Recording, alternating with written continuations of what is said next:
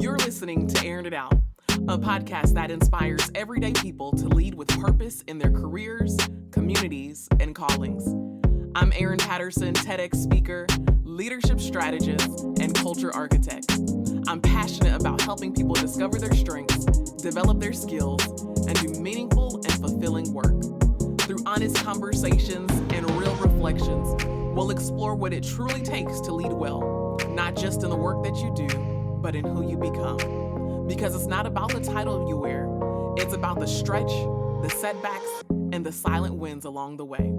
Are you ready to grow, lead, and leave your mark? If so, let's begin.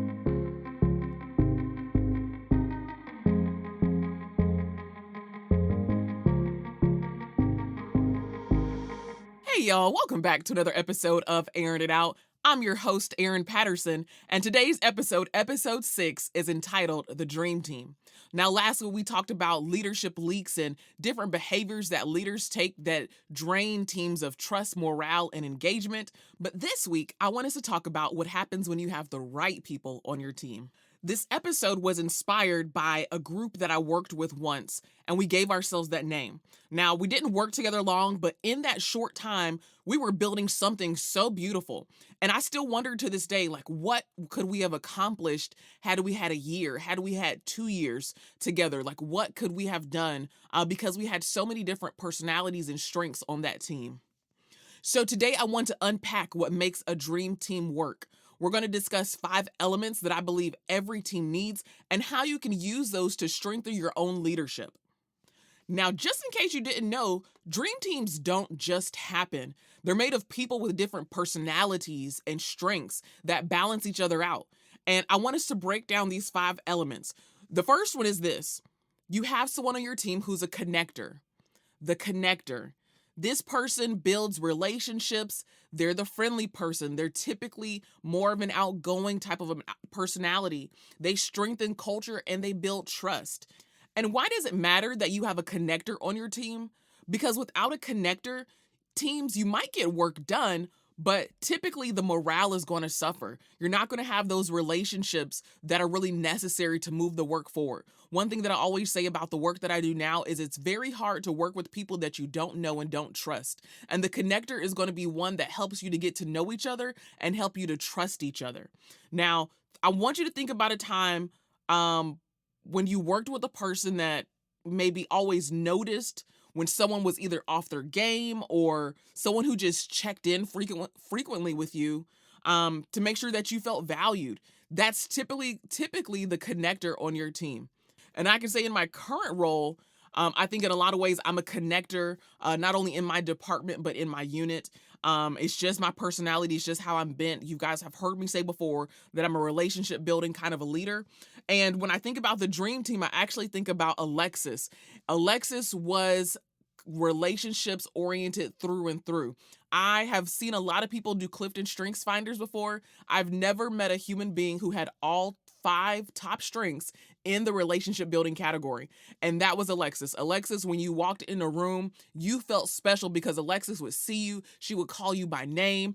And it was just so beautiful. And I remember thinking I've said this in a previous episode, but what opportunities, what things could she have done to push that even further if given the opportunity? Because people who build relationships really understand the nature of business. Business does not run without people relationships. Now, the second role that's important on your team is the doer. This is the person that gets things done and ensures follow through.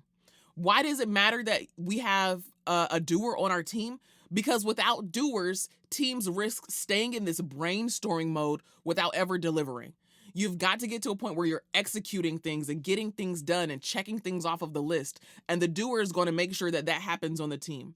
Every team needs a person that you can count on to execute. Someone who says, don't worry, I'll handle it.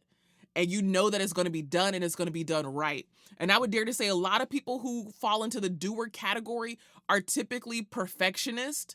They're typically people who like to have things done to a certain standard. And that's a good thing. You need a doer on your team.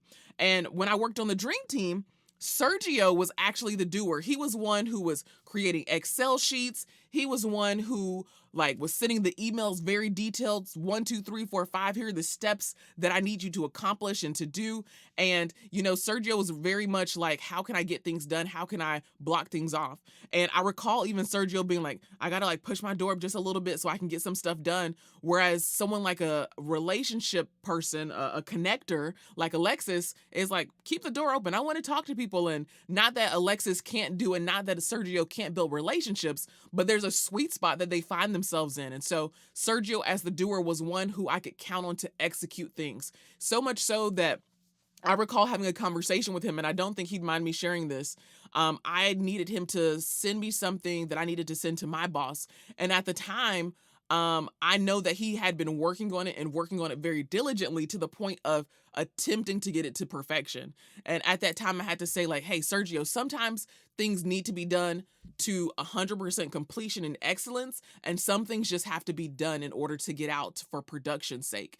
And I had to kind of teach him that lesson in that moment. But I value so much someone who says, let me take my time on this, let me be deliberate, and I'm going to make sure that it's done and it's done right. And that's why it's so necessary and important to have a doer on your team. Now, the third one is the thinker. This person looks at the big picture. They're very analytical and they analyze situations. They think strategically and they prepare for the future, sometimes by looking back at what's happened before to help inform how to move forward. And why does it matter that you have a thinker on your team? Because without thinkers, teams risk solving today's problems but missing tomorrow's opportunities. That's so good. You risk solving today's problems, but missing tomorrow's opportunities. So if you don't have someone who's thinking in a strategic manner, looking at what's on the table and saying, okay, here's what's in front of me. What can I do with that? This person's really pulling reports. They're pulling numbers. They're pulling statistics, everything that they can pull to help frame this bigger picture. They are doing that. They're sitting looking at all of the things and all of the input that would help them make a better decision for the future. And the thinker is the one who's always asking, what if we try this instead? Or noticing a trend before anyone else does. And when I sat on the dream team, Nate, he was the one who constantly pulled up reports and was putting numbers together. And a lot of times people who think in a very strategic way, sometimes it's hard for those of us who are either relationship builders or executors to really understand their frame of mind, because someone who's a doer wants to just jump to get the thing done without as much strategic thinking and without as much analyzing. And someone who's relationship oriented is going to say, I think we should just focus on relationships. But the strategic person, the thinker, has their place on your dream team. And Nate was that person on the dream team that I worked on. Now, the fourth person that you need on your dream team is the influencer. This person moves people, they move ideas, and they move systems forward. They advocate for the team. And why does it matter for you to have someone who is an influence on your team? Because without influencers, great work can stay invisible and underappreciated.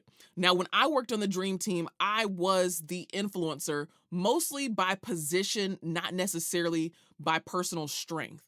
And what I mean by that is I was the leader of this team. I was leading a team of 5 full-time professionals, and in this specific, it was in 2 different buildings. So the dream team I'm referring to right now was in the building that my office was in. And so because I was the leader, I sat in rooms that my team didn't sit in. I was meeting with people that my team wasn't meeting with, and it was up to me to push forward what good things are happening on the team. Here's how this person is contributing. Here's how this person is contributing. Here's how this person is bringing value to the team. And that was my role. Now, in every other team that I've sat on, and I think I typically sit on, I think I am more of the connector like Alexis. But in this specific role, in this specific place, the strength that I needed to pull forth and to come out was my ability to influence. Influencers are the ones who rally support. They pitch vision and they make sure the team's work is recognized. And it's not only about influencing within your team. Yes, that is necessary. You have to be able to push the vision forward and share information with your team, but it's also about influencing other people who aren't sitting in the meetings with your team, who aren't sitting in the rooms with your team, who may not understand the work that is being done. And so you have got to be the one to push the vision forward. And for the dream team, I was the influencer, mostly by position, but I do have a little bit of influencing in my strengths.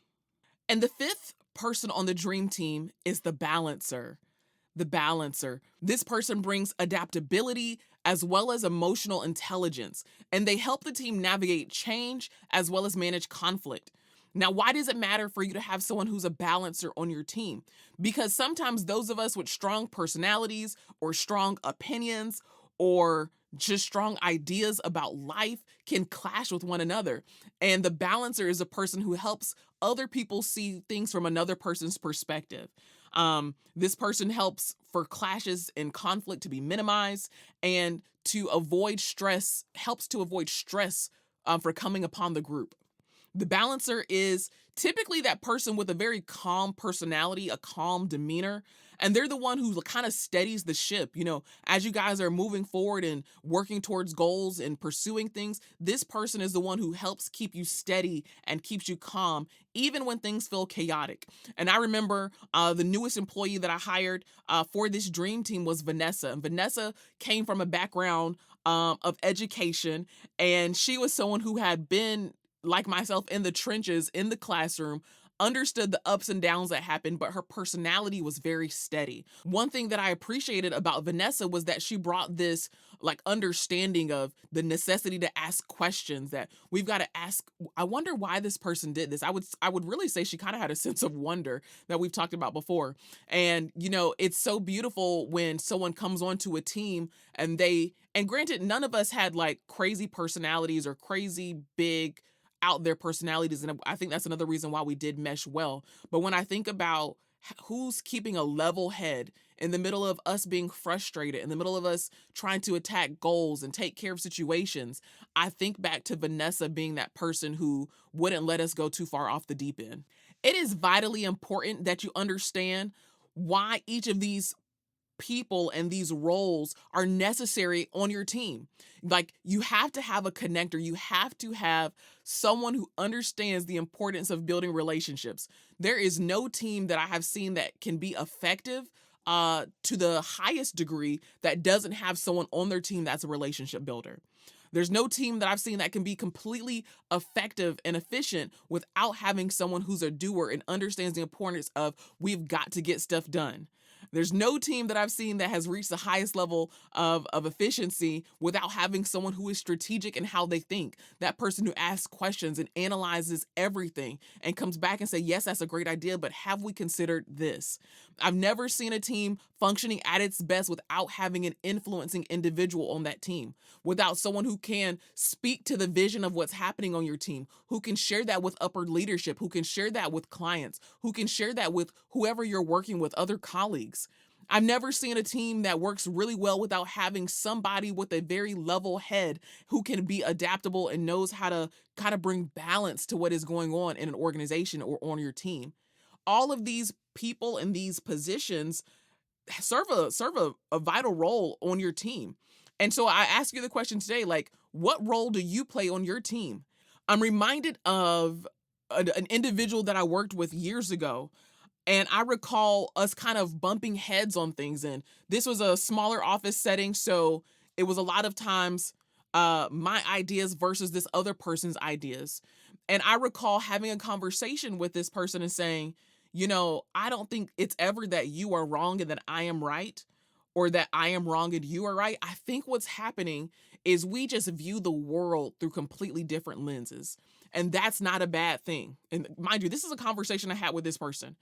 And I said, and I'm a visual person. So I said, imagine a circle, maybe like a pie graph even.